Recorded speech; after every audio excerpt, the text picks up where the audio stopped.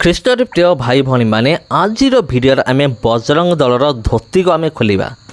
ଆଜିର ଭିଡ଼ିଓ ମାଧ୍ୟମରେ ଏଇ ଯେଉଁ ବଜରଙ୍ଗ ଦଳ ଲୋକ ଅଛନ୍ତି ନା, ଏମାନେ ସବୁବେଳେ କହନ୍ତି ଆମେ ଧର୍ମ ରକ୍ଷା କରୁଛୁ, କିନ୍ତୁ ଯେଉଁ ଜାଗାରେ ଏମାନଙ୍କୁ ହେବା ଦରକାର ସେ ଜାଗାକୁ ଏମାନେ ଯିବେ ନାହିଁ। ଯେଉଁ ଜାଗାକୁ ଏମାନେ ନ ଯିବା ଦରକାର ସେଇ ଜାଗାରେ ଆପଣ ଏମାନଙ୍କୁ ଦେଖିବାକୁ ପାଇବେ। ଏମାନେ ଏମିତି ଏକ ଅଦ୍ଭୁତ ଜନ୍ତୁ ଏମାନେ। ହଁ ପ୍ରିୟ ବନ୍ଧୁଗଣ, ତେବେ ଚାଲନ୍ତୁ ଆଜିର ଭିଡ଼ିଓରେ ଆମେ ଦେଖିବା ଆଉ ବଜରଙ୍ଗ ଦଳର କଛା ଆଜି ଆମେ ଖୋଲିବା ଯେ ଏମାନେ କେତେ ବଡ଼ ଧର୍ମ ରକ୍ଷକ, ମାନେ କେତେ ଏମାନେ ଧର୍ମ କାମ ଏମାନେ କରି ଜାଣନ୍ତି। ଆଜିର ଭିଡ଼ିଓରେ ପୁରା ଜଣାପଡ଼ିଯିବ। ତେଣୁ ପ୍ରିୟ ବନ୍ଧୁଗଣ, ଭିଡ଼ିଓକୁ ଦେଖନ୍ତୁ, ଭିଡ଼ିଓକୁ ଲାଇକ୍ କରନ୍ତୁ, ଭିଡ଼ିଓକୁ ସେୟାର କରନ୍ତୁ। ଆଉ ଯଦି ଆପଣ ଚାହୁଁଛନ୍ତି ଏମିତି ଭିଡ଼ିଓ ଆଗକୁ ପାଇବା ନିମନ୍ତେ ଏ ଚ୍ୟାନେଲକୁ ଏବେଠାରୁ ସବସ୍କ୍ରାଇବ୍ କରି ରଖନ୍ତୁ। ଆଉ ବିଳମ୍ବ କରିବା नहीं प्रिय बंधुगण, चलନ୍ତୁ आम वीडियो को आरंभ करिबा। हम तो कह रहे हैं कि आज पंजाब में मदद कौन कर रहा है? पंजाब में किसान यूनियन मदद कर रहा है, किसान मदद कर रहे हैं, मदरसे मदद कर रहे हैं, मौलवी लोग मदद कर रहे हैं, ईसाई धर्म के गिरजाघर से जो है ट्रक के ट्रक राहत सामग्री जा रही है। कहाँ है इस देश का सबसे बड़ा तथाकथित हिंदू संगठन? कहाँ है संघ के लोग? आज तो नहीं दिख रहे कहीं पे बाढ़ पीड़ितों का मदद करते हुए। आप मुझे बताइए, किसी संघ के आदमी को आपने देखा एक पैकेट भी देते हुए देखा? जा रहे हैं, कुछ लोग जा रहे हैं। नहीं, अब पछतात होत का, जब चिड़िया चुग गई खेत। आज 20 दिन में जब पूरा त्राहिमाम मच गया, जब हजारों करोड़ रुपए का नुकसान हो गया, 10,000 घर तो बह गए हैं किसानों के। 1 लाख हेक्टेयर से ज्यादा किसानों की फसल, जिसमें कपास है, जिसमें चावल है, जिसमें अलग अलग तरीके के, वो सब डूब चुके हैं, बह चुके हैं। हजारों मवेशी डूब के मर गए, किसानों के मवेशी। जो मवेशी डूबने से बचे वो पाकिस्तान की तरफ बह गए, सड़कें बह गई, सेना की गाड़ियां बह गई, और फिर भी आज उस पंजाब का सुध लेने वाला कोई नहीं है। नरेंद्र मोदी ने एक ट्वीट तक किया। इतना संवेदनहीन प्रधानमंत्री, ऐसा पत्थर दिल प्रधानमंत्री, ऐसा निर्दयी प्रधानमंत्री हिंदुस्तान के इतिहास में नहीं हुआ कि आज आधा देश जो है वो बाढ़ और जल प्रलय से जो है करा रहा है, और नरेंद्र मोदी के पास इतनी फुर्सत नहीं है कि वो जाकर के लोगों का जो है पीड़ा सुन सके। इससे बड़े शर्म, दुख, पीड़ा, दुर्भाग्य की बात नहीं हो सकती इस देश के लिए। गाली देते थे और जो वो मदद कर रहे हैं मुसलमान, उनके लिए क्या कहोगे? नहीं, मैं तो इस देश के मुसलमानों को इस देश का सबसे बड़ा देशभक्त कहता हूँ। आज राहत सामग्री, रिलीफ के जो सामान है वो कहाँ से जा रहे हैं? नूह की मस्जिदें खुली हुई हैं, मेवात की मस्जिदें खुली हैं, राजस्थान की मस्जिदें खुल गई, और भाईचारा का मिसाल पेश किया है। इस देश की हिंदू सिख भाईचारे को मजबूत करके दिखाया है इन सांप्रदायिक शक्तियों को कि आपकी आज पंजाब आपकी मदद के लिए जो है मोहताज नहीं है। आज जाकर के देखिए, पूरे पंजाब में जब सरकार नहीं थी तब भी आज पंजाब में जो है राहत सामग्री की ट्रक के ट्रक लगे हुए हैं, जाम लग गया है साहब। लेकिन दुख तब होता है जब नरेंद्र मोदी अपने आप को देश का बेटा कहते हैं, जब नरेंद्र मोदी अपने आप लंबे लंबे भाषणों में कहते हैं कि मैं देश का बेटा हूं। अरे देश का बेटा कहां है आज देश जो है रो रहा है, करा रहा है बाढ़ में। यहाँ दिल्ली कितनी दूर है नरेंद्र मोदी के कार्यालय से? आधी दिल्ली डूब गई है, पूरा खादर यमुना का डूबा हुआ है। अरे कम से कम अपने राजमहल से दिल्ली वासियों का ही जो है वो हालचाल ले लेते, लेकिन नहीं, ये हालचाल नहीं लेंगे क्योंकि ये सत्ता परस्त लोग हैं। इन्हें प्यारी है अपनी कुर्सी, और आज तो देश से, जनता से वोटिंग का भी अधिकार छीन लिया। अब जनता कहाँ जाएगी, किससे अपील करेगी? अब तो इनको वोट का भी डर खत्म हो गया, क्योंकि चुनाव आयोग के माध्यम से ये चुनाव मैनेज कर देते हैं, वोट चोरी कर लेते हैं। तो देश बहुत बड़ी संकट में है। पूरे देश में अघोषित आपातकाल है, भाजपा के खिलाफ जो है अविश्वास पैदा हुआ है, और देश क्रांति के मुहाने पर खड़ा है मेरे भाई जी। जो सनातन का ठेका लेते हैं, जो बड़े बड़े साधु संत हैं जिन्होंने अरबों खरबों का एम्पायर खड़ा कर रखा, क्या उन लोगों को भी आना चाहिए, ऐसी आपदा में साथ आना चाहिए? नहीं, ये तो बहुत वाजिब प्रश्न है आपका कि क्या मंदिरों में जो ट्रस्ट हैं, जो हजारों करोड़ रुपया जो है चंदा के नाम पर ले रहे हैं, और अपने आप को बहुत बड़ा मठाधीश बताते हैं, और बहुत बड़ा सांस्कृतिक मठ चलाते हैं, आज वो लोग कहाँ हैं? बिहार में नहीं वो दिखे, हरियाणा में नहीं दिखे, उत्तराखंड में बादल फटा, चमोली में इतनी बड़ी त्रासदी आई, कहीं कोई मंदिर के कपाट नहीं खुल रहे, कहीं कोई राहत सामग्री नहीं है। ये आज देखिए, आज धर्म का बोलबाला है।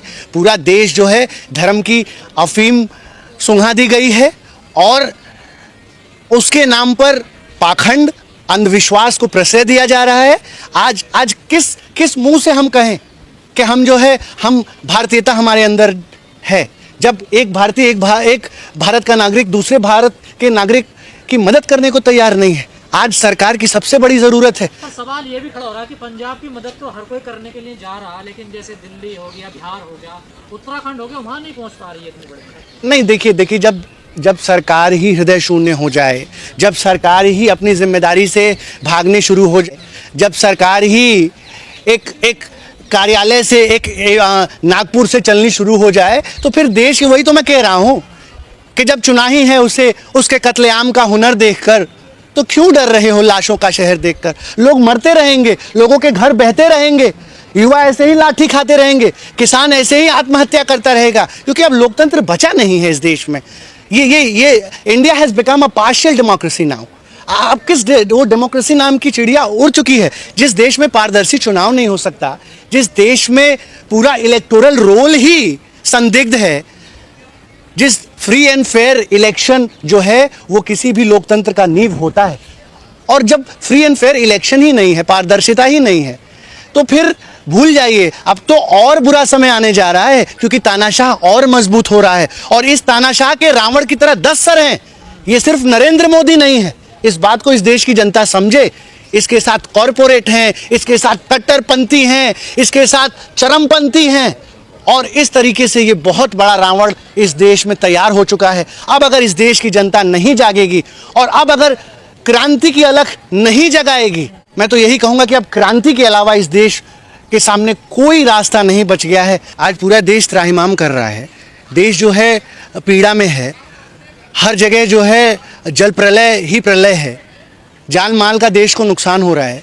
43 से ज़्यादा लोग पंजाब में मारे गए, 65 लोग उत्तराखंड की त्रासदी में मारे गए, इसी तरीके से बिहार में 7-8 लोगों की मृत्यु की जानकारी है। लगातार किसानों की फसलें बर्बाद हो रही हैं, पूरा आधा देश बाढ़ में डूबा हुआ है, और आपको जो है दोयम दर्जे की राजनीति को बीच में लाते हैं। This is not a point two debate in a mature democracy like India.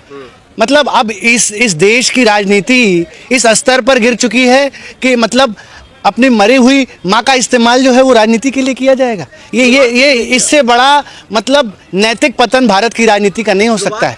किसने किया शुरुआत? आप लोगों ने किया। भारतीय जनता से खुलेआम गाली दी आप लोगों ने। तो हम तो कह रहे हैं कि नरेंद्र मोदी की माताजी को जिसने भी गाली दिया उसको भरे चौराहे पे सूली पे लटका दिया जाए। आपकी केंद्र में सरकार है, आपकी राज्य में सरकार है, आप ये विधवा विलाप क्यों कर रहे हैं? ये क्या दिखा रहा है नरेंद्र मोदी का? ये कौन सा चरित्र है? जब नरेंद्र मोदी की कुर्सी खतरे में आती है तो ये घड़ियाली आंसू बहाना शुरू कर देते हैं। मतलब हिंदुस्तान के इतिहास का पहला ऐसा प्रधानमंत्री है जो सबसे ज्यादा रोता है, हर बात पर रोता है। He is acting like a baby. ये दूध पीते बच्चे हैं क्या नरेंद्र मोदी? नहीं, क्या मतलब माँ को गाली दोगे उनकी? कौन माँ को गाली दे रहा है? क्या विपक्ष के किसी नेता ने नरेंद्र मोदी की माताजी को गाली दिया? क्या राहुल गांधी जी ने गाली दिया? क्या तेजस्वी है? नहीं, मंच तो चले जाएंगे, उसके बाद किसी को भी आप खड़ा करके गाली दिलवा दो। ये दंगे करवाने वाले लोग गाली नहीं दिलवा सकते हैं।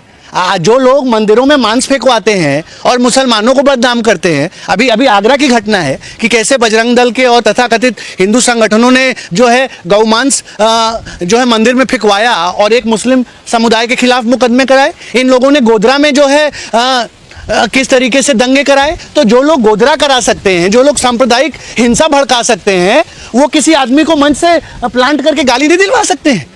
और आप मुझे बताइए, एक लॉजिक मुझे दीजिए। डेमोक्रेसी में हम कहते हैं we are mother of democracy, और इस डेमोक्रेसी का मुद्दा ये है कि नरेंद्र मोदी आकर के घड़ियाली आंसू बहाते हैं और कहते हैं कि मेरी माताजी को गाली दिया गया है इसलिए मुझे वोट दे दो।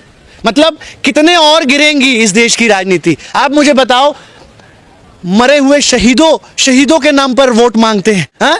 मरी हुई माता का इस्तेमाल राजनीति में ढाल की तरह करते हैं। ये तो सपूत नहीं है नरेंद्र मोदी, ये तो कुपूत है। और ये वही नरेंद्र मोदी है मेरे भाई, ये वही नरेंद्र मोदी है। अपनी माँ की कोख को गाली देते हैं ये कह करके कि मैं तो नॉन बायोलॉजिकल हूँ। जिस माता ने 9 महीने अपने गर्भ में नरेंद्र मोदी जैसे बालक को धारण किया, प्रसव की पीड़ा सही, एक बच्चे को जन्म देने में 306 हड्डी टूटने का दर्द होता है, वो प्रसव की पीड़ा को सह करके नरेंद्र मोदी को जन्म दिया। और वो नरेंद्र मोदी कहते हैं कि मैं तो नॉन बायोलॉजिकल हूँ, मेरा तो अवतार हुआ है। ये वही नरेंद्र मोदी हैं जो अपनी माँ को नोटबंदी की लाइन में लगा देते हैं। नहीं सुनिए, ये वही नरेंद्र मोदी हैं जो अपने माता के मरने पर जो है वो अपना मुंडन तक नहीं कराते हैं। ये वही नरेंद्र मोदी है। और ये वही नरेंद्र मोदी है जिनके राष्ट्रीय प्रवक्ता 24 घंटा 365 दिन इस देश की माताओं बहनों को जो है गालियां देते हैं, तो क्या भद्दी टिप्पणियां करते हैं। राहुल गांधी पर, तेजस्वी यादव, मुकेश सहनी समेत नेताओं पर, तो वो झूठा एफआईआर है। देखिए, एफआईआर तो आपकी सरकार है, तानाशाहों की सरकार है। जिस पे चाहो उस पे एनएसए लगा दो, जिसको चाहो उसको जेल में ठूस दो, जिसको चाहो उसको बंद कर दो। ये हम तो कह ही रहे हैं कि देश में अघोषित आपातकाल है। और इस आपातकाल के दौर में जिस तरीके से जनता त्रस्त है, आज पूरे देश में भाजपा को लेकर के अविश्वास है। आज तो जनता खोज रही है भाजपाइयों को। यही बिहार में देखा आपने किस तरीके से मोतिहारी में जनता ने दौड़ा कर पीटा है भाजपा के नेताओं को। तो और अभी इनका भारत बंद आप सबने दिखाया कि किस तरीके से 100% फ्लॉप रहा है। देश की जनता अब इस तरीके की निम्न कोटि की घटिया राजनीति को प्रश्रय नहीं देने वाली है।